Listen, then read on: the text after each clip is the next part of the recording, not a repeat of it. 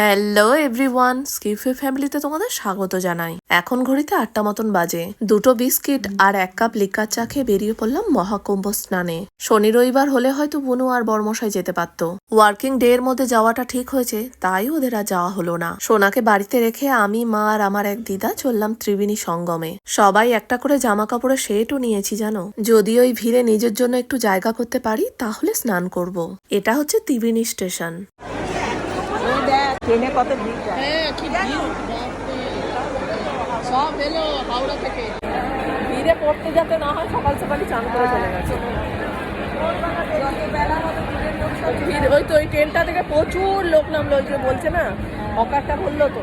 এত লোকের সমাগম দেখে একটা টাইমের জন্য মনে হলো যেন আমরা হয়তো ত্রিবেণী স্টেশনে না, প্রয়াগরাজ জংশনে চলে এসেছি। প্রয়াগরাজে যেতে পারি তো কি হয়েছে, ত্রিবেণীতে তো যেতে পারবো।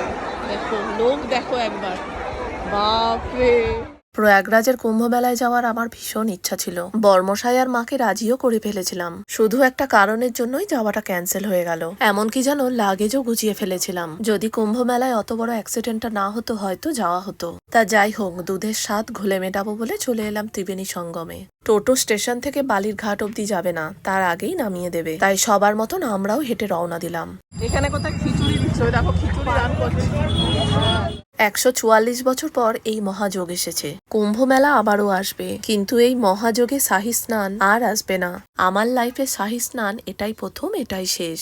অ্যাক্সিডেন্টের খবরটা পাওয়ার পর মনটা ভীষণ খারাপ হয়েছিল। আমার হয়তো আর যাওয়া হলো না। তার কিছুদিন বাদেই খবর পেলাম জানো, আমাদের কাছাকাছি ত্রিবেণী শহরটিতে কুম্ভ মেলা অনুষ্ঠিত হবে। তাই নিজেকে আর আটকে রাখতে পারলাম না, মা দিদাকে সঙ্গে করে নিয়ে চলে এলাম কুম্ভ স্নানে। ত্রিবেণী কুম্ভ মেলা কোন দিকে, বালিঘাট? এই দিক, ডান দিকে। 12 আর 13 তারিখে